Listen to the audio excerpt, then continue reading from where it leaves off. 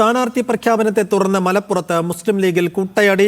എടയൂർ പഞ്ചായത്തിലാണ് പ്രവർത്തകർ തമ്മിലടിച്ചത്. മുസ്ലിം ലീഗ് പ്രഖ്യാപിച്ച ഔദ്യോഗിക സ്ഥാനാർത്ഥിയെ അംഗീകരിക്കാതെ ഒരു വിഭാഗം രംഗത്ത് വന്നതോടെയാണ് സംഘർഷമുണ്ടായത്.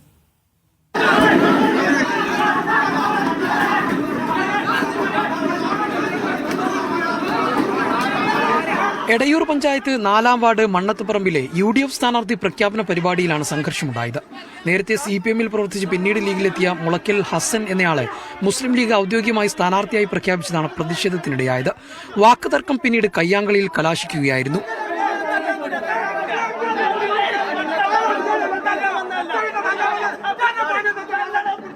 അതേസമയം മുസ്ലിം ലീഗ് ഔദ്യോഗികമായി പ്രഖ്യാപിച്ച സ്ഥാനാർത്ഥി തന്നെ മത്സര രംഗത്ത് ഉണ്ടാകുമെന്നാണ് ലീഗ് പ്രാദേശിക നേതൃത്വം പറയുന്നത്. മീഡിയ 1 മലപ്പുറം.